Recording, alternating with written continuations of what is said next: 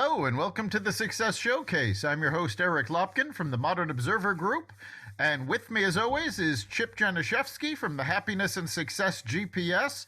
Chip, how you doing this week? I am doing great, Eric. How are you doing? Doing fantastic. Although we've had a number of days of rain, and this is not unexpected. Because I'm broadcasting from Middletown, Connecticut, and we have a local legend here. We have in town the Coleman Brothers Carnival, and they tour all over, but they always start out their season here in Middletown. And every year, as they start setting up, we get rain. And it has rained on them every year, I think, since they started doing this decades ago.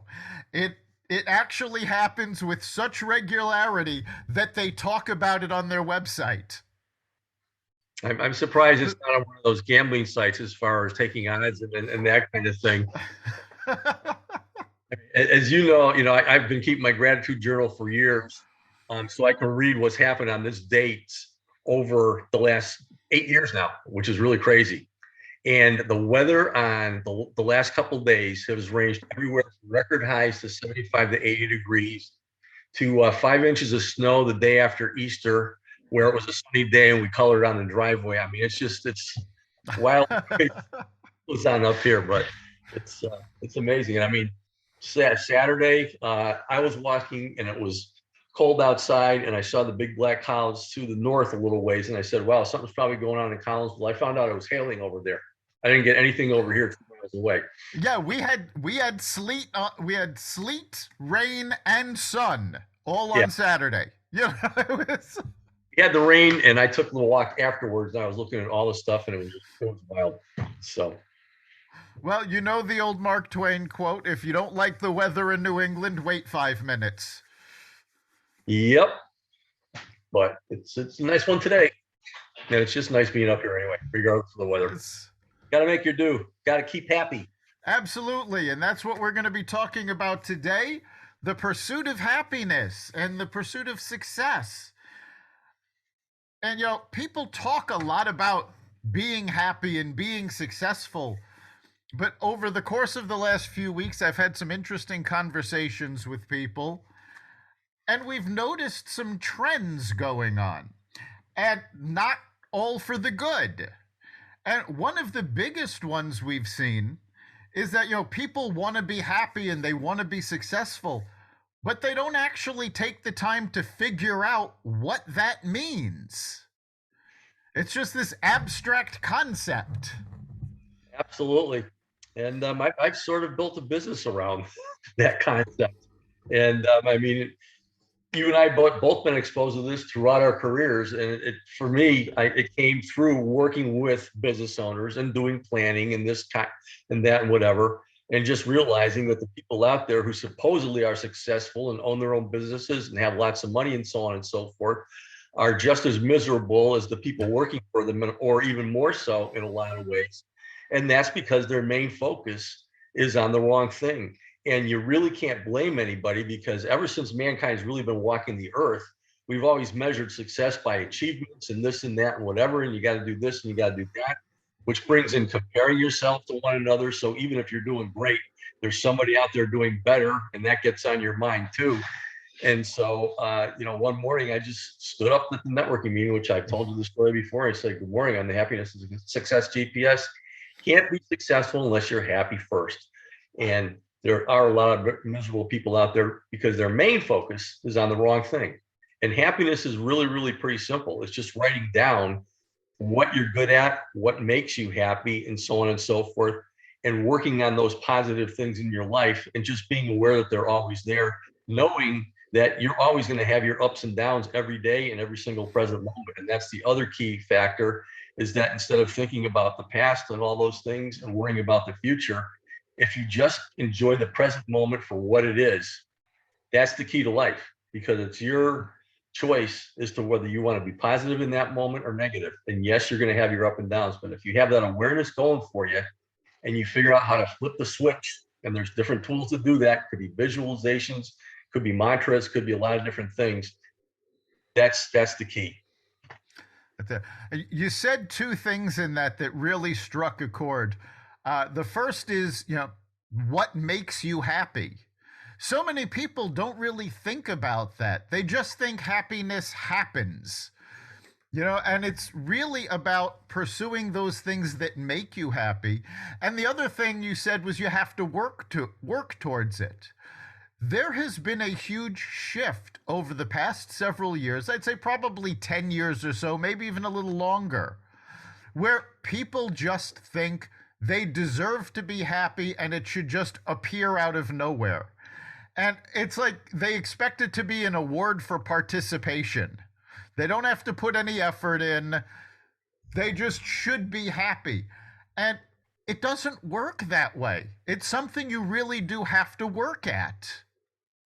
Oh, absolutely. And I think a lot of people out there know that there probably have been times where they have worked at something and all of a sudden something good came from it. And just think to yourselves out there in the radio land and audible land or whatever, how do you feel when that happens? You feel a really, really great sense coming from inside, not from your head, but coming from inside where we're all connected. And the bottom line is since mankind has been walking the earth, we have always been measuring things. And when you measure things, you judge your results. And when you're judging your results, you're comparing yourself to others out there. And when you compare yourself to others out there, there's one way or another where you're not going to measure up to this person and that person and so on and so forth. But guess what? Everybody's looking at you the same way that they're not measuring up to you. And that's the mess that we're kind of like stuck in. And what the influences of society standards and so forth are, is it's all based upon achievement and possessions and those things and whatever. And what they're all well and good, but you have to put things into perspective that those things are going to result from being happy and being your best self for the world and leveraging your talents and helping other people do the same thing. And that's the way the whole thing works. And once that happens, then we're all happy doing what we're doing. And the success, including finances and so on and so forth, are logically going to flow just through the law of attraction. That's just the way things work. And so it's everybody's got to reverse, is that you got to have these things and then you're going to be happy. But you know as well as I do, once you get one thing, you're going to want something that somebody else has. And it doesn't matter how rich you are or how supposedly lacking you are, but everybody has a lot going for them. They just got to figure out what it is and leverage that. Absolutely. And there's nothing wrong with wanting things. It's about ambition. People are built with a drive to do things. They want to make an impact. They want to leave a legacy. However you want to phrase it, it's about how you affect people. And I think one of the things that most people don't seem to think about is that people are like icebergs. You see that 10% of the iceberg that's above the water, but you never see the 90% that's below the water. And when people compare themselves to other folks, they're comparing themselves to that 10% that they can see above water.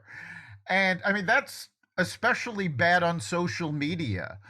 People will go on social media, and I've actually seen folks on social media that I know very well, and I've looked at what they're posting and how wonderful their lives look on social media, and because I know them, I'm going, wow, that's not really representative of what they're going through. But unless you actually know the person, you don't realize that. So comparing yourself to what you see others do is never a good thing because you're not seeing the whole story. Yeah, absolutely. And the bottom line is, when I do my presentations, I talk about the journey from carefree child to the land of Sameville, which is just being overwhelmed by the outside world that you have no control over and living life day to day as a result of that. But if you think about, I always talk a lot about just going back to your childhood. In fact, in my presentation, when I have that, I actually have 2 slides on the page, Journey from Carefree Child to the Land of Sayville. I have a black and white picture of myself at around age 1.5. And next to that one is a beautiful color pictures of my beautiful granddaughter, who's a lot cuter than I am. And both of us have almost like the same pose and we're waving and stuff like that. And you think about it, when people are born, basically all they can do is observe. They can't process thoughts. They just observe things. And then they start learning things from their parents or whatever. Most of the things are very positive, and they're always smiling and they're always playing and so on and so forth. And life hasn't hit them yet. But as soon as they get outside there and start growing up and start being able to say words and then go to school and so on and so forth, then the outside world and all of its influences, which again are predominantly influenced by society standards and expectations and the propaganda of whoever's trying to get their message across and so on and so forth. And that's when we always become head cases. And that's happened since mankind started walking the earth. And this is a source of conflict within yourself. It's a source of conflict, unfortunately, which is going on in the world and between religions and so on and so forth. Because when you try to force your propaganda, your perspective on somebody else, and there's got to be a winner and a loser, there's no winners. There's always losers, and this is the source of war. It's the source of everything bad that's going on in the world. I know I'm kind of simplifying these things, but if you really think about it, that's just the way things are. Whereas if we talk about that present moment, if you could take that pregnant pause between your reaction, which is the way you feel about things and so on and so forth, which those things are going to be there all the time, negative ones, and how you respond, which in most cases, what would happen in the world if for one day nobody had a negative response to everything and they just responded with silence when they heard something they disagree with? Think about that. What would happen if people did that for a week or a month? I know it's easier said than done, but at least all of you people out there are now aware that you can start practicing that yourself. And that's one of the keys to maintaining your sanity. Just ask yourself, is it important for me to respond this way? Is it important for me to disagree with this person, even though I know I'm right and that person's wrong? It's more important to respect people where they're at, because everybody is different. And again, everybody's opinions are coming from the influences of society, which there's no book where this is right and this is wrong. Yeah, I mean, I've very often confronted with opinions I don't agree with or things that I know aren't true. And it's just not worth the time to argue over. So I very often will go, that's really interesting. Because you're sort of validating what they're saying without agreeing to it. And the fact of the matter is, and this is something that seems to have been lost over the last decade or so, is that grown-ups can get along even if they don't agree on everything.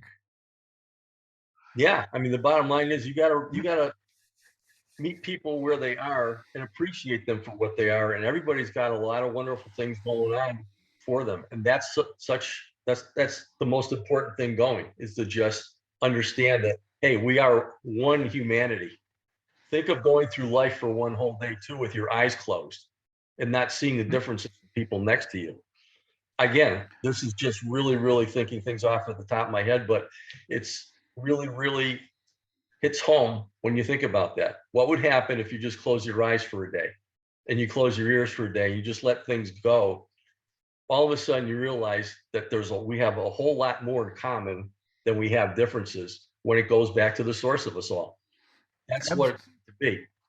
And as long as you're aware that we can move back there, and we can, one present moment at a time, one interaction with people at a time, and it's going on all over the place, but you're never going to see that covered on the news or in social media or anything else, except that's the exception and not the rule. But try and do some positive posts in social media for a day. Absolutely. Up there, post a comment for somebody and put down a compliment for somebody else out of the blue and see what happens to you while you're doing that. It's funny because I actually did something like that not too long ago. I sent somebody a text message that was